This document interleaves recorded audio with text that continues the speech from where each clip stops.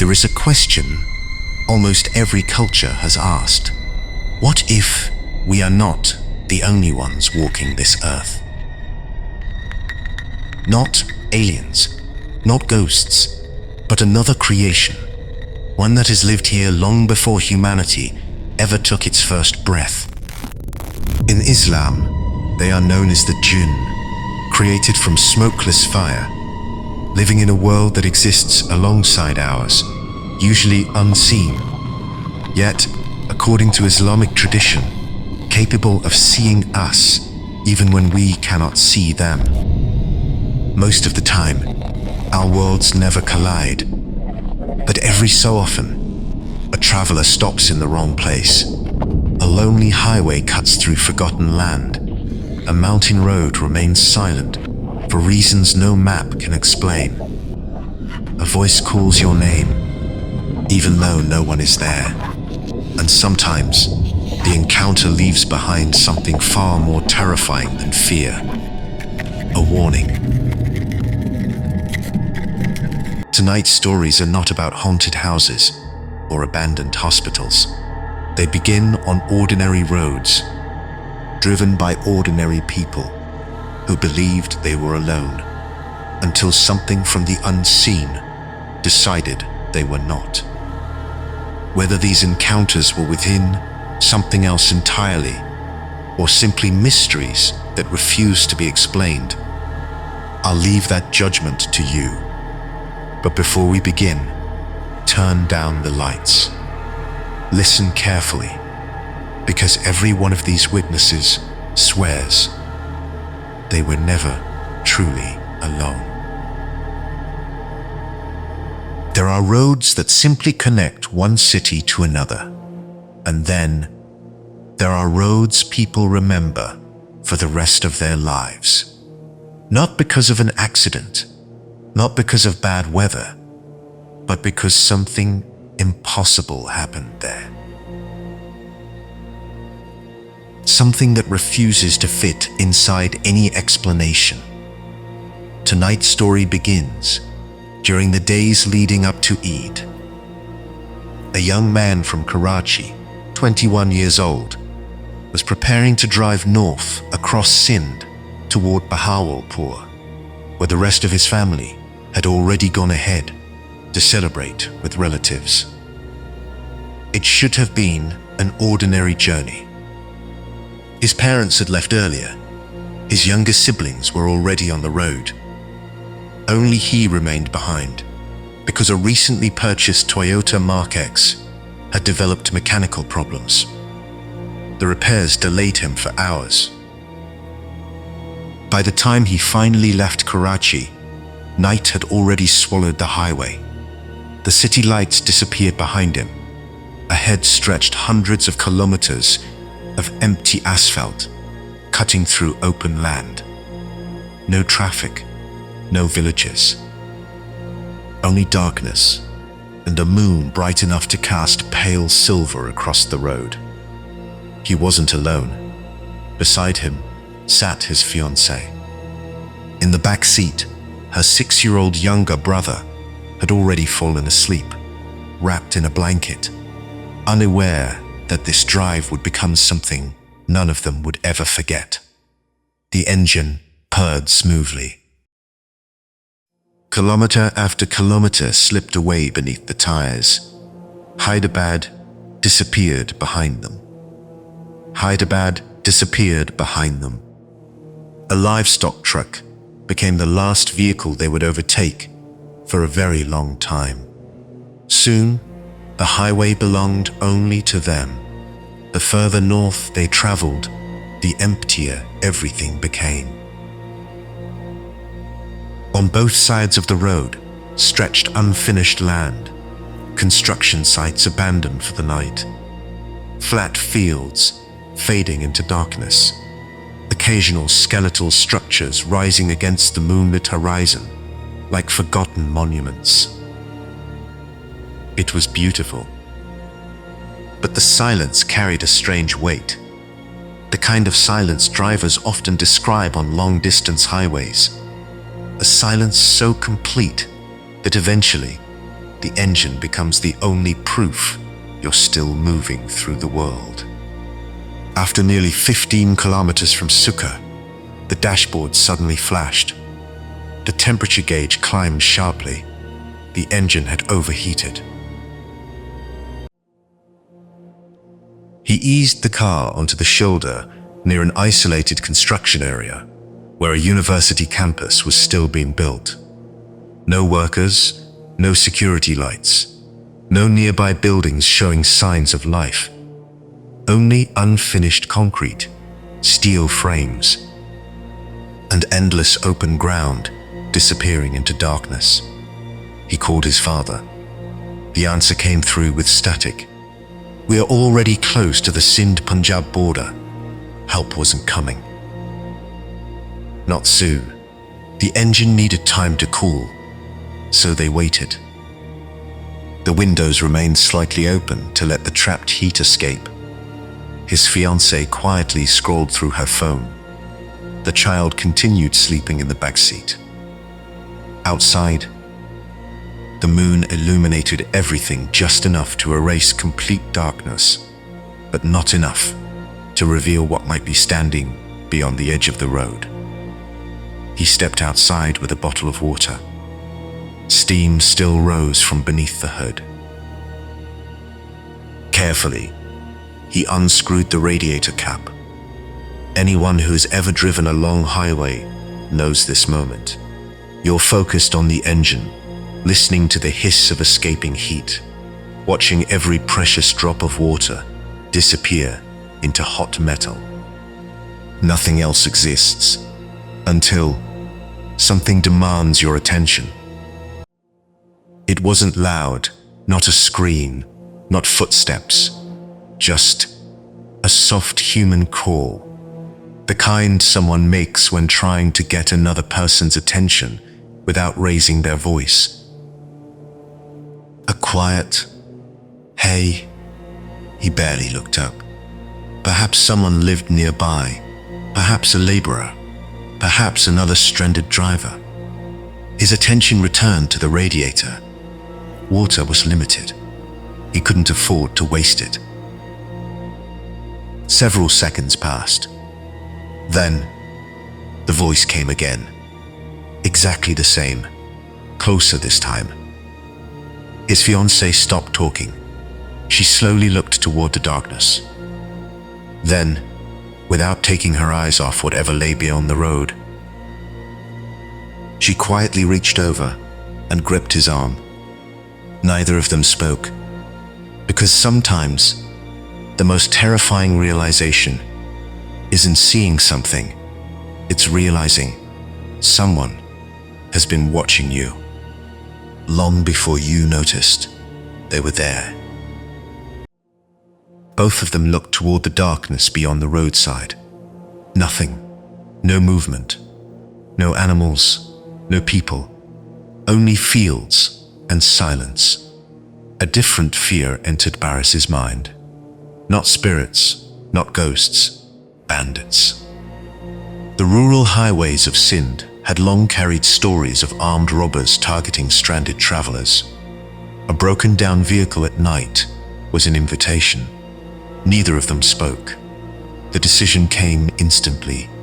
Forget the radiator. Forget the engine. They hurried back inside the car and locked every door. The metal click echoed louder than expected inside the cabin.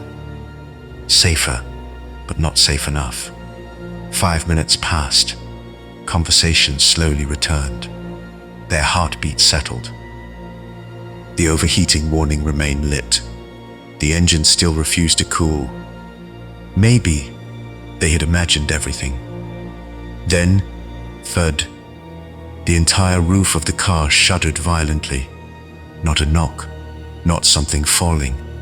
It sounded as though something heavy had landed directly above them. The impact jolted the sleeping child awake. He burst into frightened tears. Barris looked upward instinctively.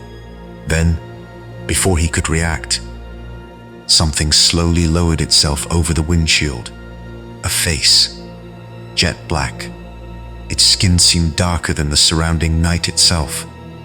Two glowing red eyes stared through the glass, unblinking, patient, watching. Not Barris.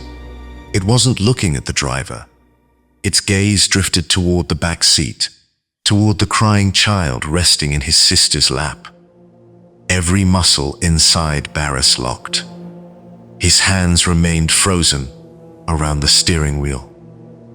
His mouth opened, but no sound emerged. His fiancée hadn't seen it yet. She only saw him. She watched the color drain from his face. His pupils widened with absolute terror. She grabbed his shoulder. Barris, what happened? He couldn't answer. He simply kept staring at the thing above the windshield. Then, it smiled. For a moment, time ceased to exist. The face remained pressed against the windshield. Its eyes burned like dying embers buried beneath black ash. There was something profoundly wrong about them. Not because they glowed, but because they stared with intelligence, with purpose. They were not the eyes of an animal searching for food, nor the eyes of a desperate traveler asking for help. They belonged to something that knew exactly what fear looked like and enjoyed watching it grow. Barris couldn't breathe. Every instinct screamed at him to move, to start the engine, to run, to scream. Yet his body refused every command. His fingers felt welded to the steering wheel. His tongue lay useless inside his mouth. The creature slowly shifted its head. Its movements were unnaturally smooth, almost weightless, like something crawling without bones, without making the slightest sound. Its face drifted away from the windshield toward the passenger side, where his fiancée sat frozen, with her younger brother clutched tightly against her chest. She hadn't seen it yet. She only knew something horrifying stood outside. Because she had never seen Barris look like this. His entire body trembled uncontrollably. Then, another sound erupted behind them. Bang! The trunk shook violently. The entire car lurched forward. Then another. Bang! Heavy, deliberate, not random. Whatever stood outside was no longer alone. The child began crying uncontrollably. His tiny hands wrapped around his sister, as though instinct itself warned him that something impossible surrounded the vehicle. His fiancée whispered, "What is outside?" Still, Barris couldn't answer. His eyes remained locked on the windshield. The face disappeared, but the feeling didn't. If anything, it grew stronger, because now he couldn't see where it had gone, and that was somehow worse. Then, another impact struck the roof, this one lighter, almost playful, as though someone or something had climbed onto the car and was walking across it. The metal roof groaned beneath invisible weight, slow, measured footsteps.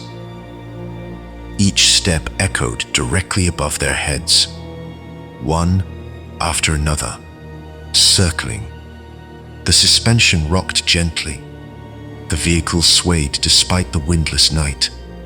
His fiancée closed her eyes. Her lips began moving. Softly, steadily, she started reciting Ayat al-Kursi. Her voice was barely louder than breathing. But inside that silent car, every word felt like a desperate lifeline. Barris wanted to join her. He truly did. Yet whenever he tried to speak, nothing came out. His throat felt locked. His heartbeat thundered louder than her recitation. Outside, the footsteps suddenly stopped. Silence. Not ordinary silence. The kind that feels as though the darkness itself is listening. Then, very slowly, something scraped across the roof. Not claws, not shoes. Something dragging from the rear of the car toward the windshield. The sound was agonizingly slow. Metal protested beneath the pressure. A long, drawn-out, grating noise, until it stopped directly above Barris's head. The cabin became suffocating. Neither of them dared look upward. Neither of them wanted to imagine what might be inches above the thin sheet of steel separating them. His fiancée continued reciting, this time louder, more confidently, verse after verse, as though refusing to surrender her fear. Almost immediately, the sounds changed. The scratching ceased, the weight lifted, the roof settled. Outside, nothing. No footsteps, no whispers, no movement. Only the distant wind crossing empty fields. Several long minutes passed. Neither of them moved. Neither dared unlock the doors. Finally, Barris forced himself to inhale. His voice returned as little more than a whisper. The engine. His fiancée nodded. Still reciting quietly, she gripped the frightened child closer. Barris inserted the key. His trembling hand turned the ignition. The starter groaned once, twice. Then, the engine roared back to life. Relief flooded the cabin. He shifted into gear immediately, pressed the accelerator. The Mark X began rolling forward, but something felt terribly wrong. The powerful 6-cylinder engine screamed, yet the car barely moved. 10 kilometers per hour, 15, 20, no faster. It felt as though something impossibly heavy still clung to the vehicle, like unseen hands were dragging it backward. Barris pressed harder. The engine protested. Still, the car crawled. His fiancée suddenly remembered something. The half-eaten biryani. It still lay on the rear seat. A strange thought entered Barris's mind. Absurd, illogical, yet in moments of terror, logic begins searching for any explanation. He grabbed the food container, rolled down the window, and hurled it into the darkness. The container vanished into the moonlit fields. Almost instantly, the resistance disappeared. The engine surged forward. The Mark X leaped ahead with its normal power. Neither of them spoke. Neither of them understood. But both silently noticed the exact same thing. Something had let go. For several seconds, nobody spoke.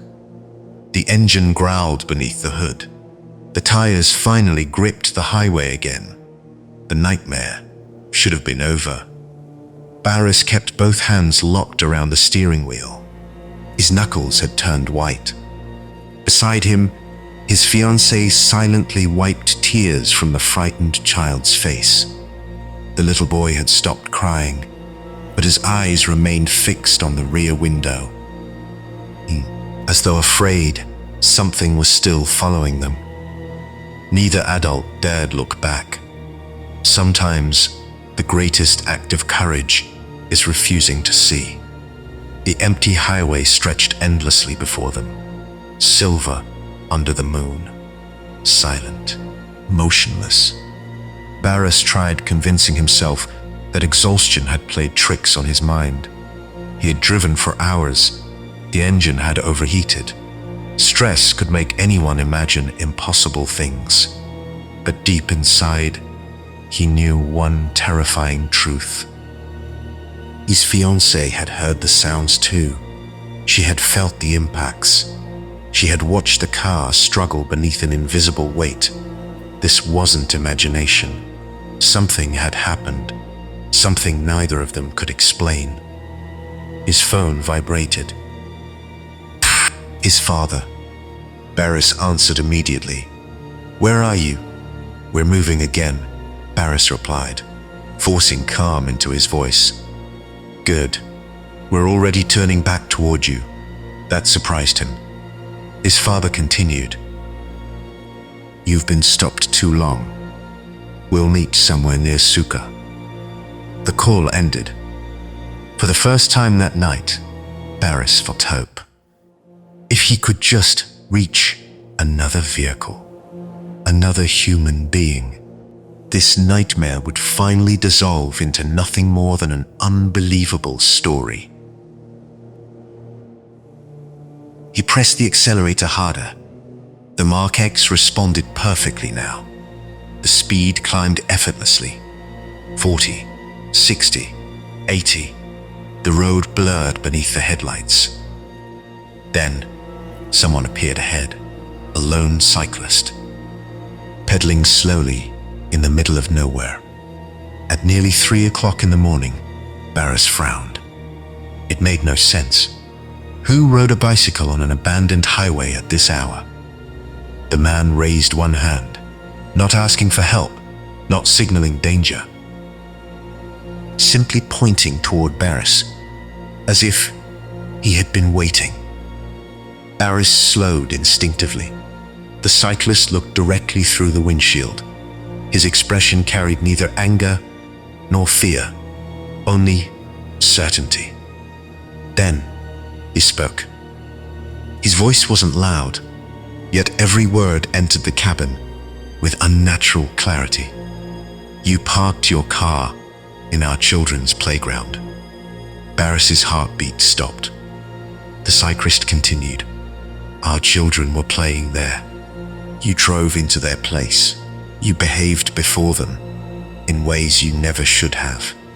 His fiancée slowly turned toward Barris. Neither of them had told anyone what happened. No one. The cyclist smiled, not warmly, not cruelly, simply, knowingly. "You will receive punishment, but not tonight." His final words lingered in the cold night air. Then, without warning, he rode toward the roadside darkness. Only a few meters, long enough for the headlights to briefly lose him behind a cluster of bushes. When the road opened again, he was gone. Gone. There were no side roads, no houses, no fields he could have crossed. Only empty moonlit land stretching for miles. Barris instinctively pressed the brakes. The car slowed. He searched both sides of the highway. Nothing. No bicycle. No tire tracks. No moving shadow. Only silence. His fiancée whispered the words neither of them wanted to hear. He knew. Barris didn't answer, because she was right. The stranger hadn't asked questions. He hadn't guessed. He had spoken as though he had witnessed everything himself. Every second, every mistake. And perhaps the most horrifying part wasn't what he said. It was the calm certainty with which he said it. As though this wasn't a warning. It was simply a sentence already passed. The highway finally delivered them to civilization, or at least something that resembled it. The bright floodlights of the Suka toll plaza appeared in the distance like a lighthouse cutting through an endless ocean of darkness. For the first time in nearly an hour, other vehicles became visible.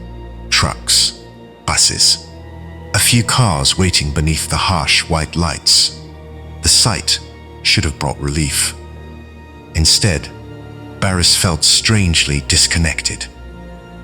as though he had returned from somewhere no one else knew existed. He guided the Mark X into the parking area. The moment the engine stopped, his body finally surrendered. His hands shook uncontrollably. His shirt clung to his skin, soaked with cold sweat despite the cool night air. Beside him, his fiancée looked no better. Her face had turned pale. The little boy had fallen asleep again, not peacefully, but from complete emotional exhaustion. Neither of them spoke for several minutes. There are moments after extreme terror when words simply stop existing. Around 3 o'clock in the morning, another pair of headlights entered the plaza. His parents. The instant they stepped out of their vehicle, they knew something was wrong. A father doesn't need explanations. He sees fear long before he hears it. What happened? Barris opened his mouth. Nothing came out. His fiancée answered instead. Every detail, the overheating engine, the empty highway, the whisper in the darkness, the impacts on the roof, the black face, the glowing eyes, the impossible weight holding the car back, the cyclist. Every impossible moment spilled into the cold night air. Nobody interrupted her. Nobody laughed. Nobody called it imagination, because the terror on both their faces couldn't be acted. Even after hearing everything, Barris's father remained silent. Sometimes, love chooses reassurance over explanation. He simply placed a hand on his son's shoulder. "We'll leave together." Those 4 words carried more comfort than any answer ever could. Half an hour later, their small convoy continued toward Bahawalpur. No one suggested stopping again. No one wanted another deserted highway. Just before Fajr, they finally reached the family home. Warm lights glowed inside. Voices, relatives, the familiar scent of food being prepared for Eid. Everything looked beautifully ordinary, exactly the kind of place where nightmares should end. After the morning prayer, everyone went to sleep. Barris believed exhaustion would erase the memories, that daylight would restore reason, that whatever had happened on the highway would remain on that highway. He couldn't have been more wrong, because some places do not let you leave. Even after your body escapes, something else continues following you. Late that evening, after waking from several restless hours of sleep, Barris climbed to the rooftop with his youngest uncle. They talked, laughed, tried to return to normal life. The conversation drifted from cars to Eid, to family memories. For the first time since the highway, Barris actually smiled. His uncle eventually went downstairs to bring dinner. "I'll be back in a minute," Barris nodded. Left alone beneath the open sky, he stretched out across a traditional woven cot. The evening breeze felt cool, comforting. The sounds of family echoed faintly from below. Children laughed somewhere in the courtyard. Goats bleated in the distance. Everything felt safe. His eyelids slowly grew heavy. Sleep arrived almost instantly. Then, something grabbed his shoulder. Hard, not gently, not like someone waking a sleeping relative. It was a violent shake, the kind meant to force someone awake. His eyes flew open, and instantly, he wished they hadn't. Something had shaken him awake. Not a dream, not the sensation of falling that sometimes startles a sleeping mind. No, he had felt fingers, strong, deliberate, gripping his shoulder. Barris sat upright in one violent motion. Stiff, his breathing stopped. Every instinct inside him screamed that he wasn't alone. The rooftop was silent. The moon still hung high above Bahawalpur. Its pale light spilled across the courtyard walls, washing everything in cold silver. For one brief second, nothing seemed unusual. Then, his eyes lifted toward the boundary wall, and reality broke. Lined across the top of the wall were human heads. Not statues, not shadows, severed heads. Dozens of them. Fresh blood streamed down the bricks in slow, thick trails. Some belonged to old men, some to women, some to children. Their eyes were open, every single one of them, watching him, smiling. The smiles were the worst part. Not wide, not exaggerated, just enough to make them look aware, as though they recognized him, as though they had been waiting for him to wake up. Barris couldn't move. His heart pounded so violently, he thought it might burst through his ribs. The metallic smell of fresh blood filled the air. It shouldn't have been possible, yet he could smell it. Warm, heavy, overwhelming. One of the heads blinked. Another slowly tilted. A child giggled somewhere among them. Then, every head smiled wider. His body finally obeyed him. He stumbled backward across the rooftop, unable to take his eyes off the wall. That's when he noticed he wasn't alone. Someone stood only a few feet away. A tall figure, completely still, wrapped in flowing white robes that moved without wind. A hood covered most of the face. Only the mouth remained visible. It was smiling. Slowly, the figure raised its head. Darkness hid everything except two impossibly calm eyes, staring directly into his soul. Then, it spoke. Its voice was quiet, almost gentle. The same voice he had heard on the highway. I told you there would be punishment. Every hair on Barris's body stood upright. His lungs refused to draw breath. The figure took one slow step closer. No footsteps, no sound. It simply became nearer. The smile widened, not cruelly, almost mercifully, as though delivering justice rather than revenge. You entered their place. You frightened their children. You ignored their world, as humans always do.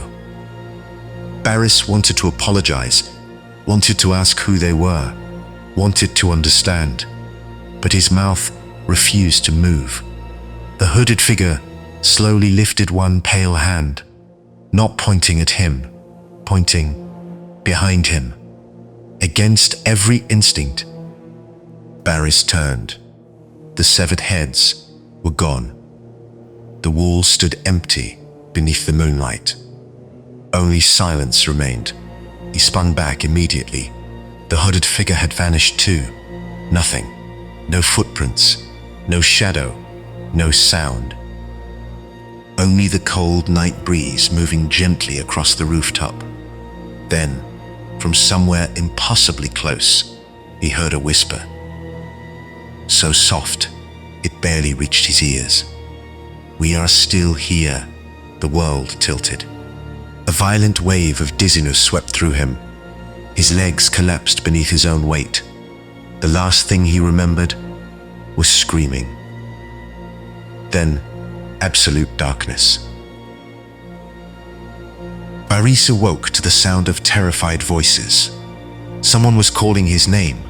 Someone else was reciting verses from the Quran beside him. When he opened his eyes, he found himself lying inside the house. His grandmother held his head in her lap. His mother sat beside him, weeping quietly. His father stood near the doorway, his face unusually pale. Even his youngest uncle, the one who had gone downstairs only minutes earlier, it looked genuinely frightened. "What happened?" Barris tried to answer. Nothing came. His throat burned. His hands still trembled violently. Slowly, the memories returned. The rooftop, the severed heads, the hooded figure, the impossible words, "I told you there would be punishment." His breathing became uneven again. His father immediately understood. He had seen that look once already on the highway. This wasn't another nightmare. Whatever had happened that night had followed them here. Without wasting another moment, his grandmother insisted they call one of their elderly relatives, a respected religious scholar, a man known throughout the area for dealing with strange incidents that ordinary people refuse to speak about openly. He arrived before noon, an elderly man with calm eyes, the kind of face that carried decades of quiet wisdom. He listened without interrupting. Every detail, the overheating car, the empty highway, the whisper, the black-faced creature, the cyclist, the rooftop, the warning.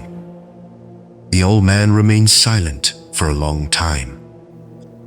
Long enough that everyone in the room began fearing his answer. Finally, he spoke. "You stopped where you should never have stopped." His voice carried no drama, only certainty. "There are places in this world that do not belong to us." He looked directly at Barris. "You believed the land was empty. It wasn't." The room fell completely silent. The scholar continued. "Those beings have families. They have homes, and they have children. They do not normally interfere with mankind, but mankind often interferes with them without even realizing it." Barris felt his stomach tighten. The cyclist's words echoed inside his mind. "You parked your car in our children's playground." The old scholar nodded slowly.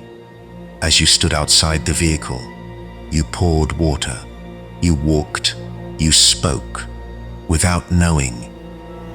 You entered the place where their children were gathered. Nobody breathed. The creature you saw was not hunting you. It was warning you. The punishment came because disrespect had already happened." Barris lowered his eyes. For the first time, fear gave way to something else, regret. Not because he believed he had committed a crime, but because he may have unknowingly crossed into a world that existed alongside humanity, hidden, yet inhabited. The scholar closed his eyes briefly. Then he offered a solution. If forgiveness is still possible, it will come through humility.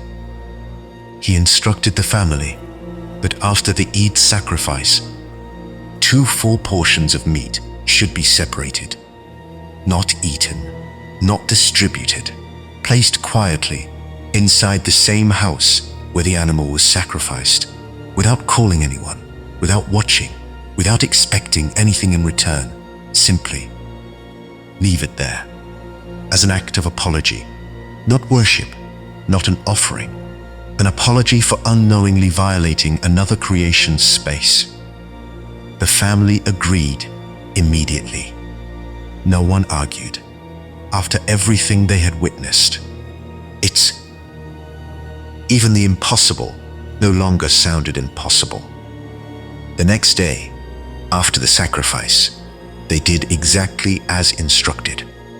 2 untouched portions of fresh meat were placed inside a large metal vessel. The vessel was carried into an empty room. The door was gently closed. Nobody remained inside. Nobody tried to witness what would happen. The family simply walked away and waited. Morning came. Sunlight filled the courtyard. Barris's grandmother was the first to open the room. She expected to find the untouched vessel exactly where it had been left. Instead, she stood frozen in the doorway. The meat was gone, not scattered, not spoiled, gone. The large metal vessel remained exactly where they had placed it. But it had been cleaned so perfectly, it looked freshly washed. Not a drop of blood, not a single stain, not even the smell of raw meat remained, as though unseen hands had carefully accepted the apology and left behind only silence. No one in the family ever spoke lightly about that incident again, because some mysteries do not end with answers. Sometimes they end with forgiveness, or perhaps with a warning that humanity was never meant to forget.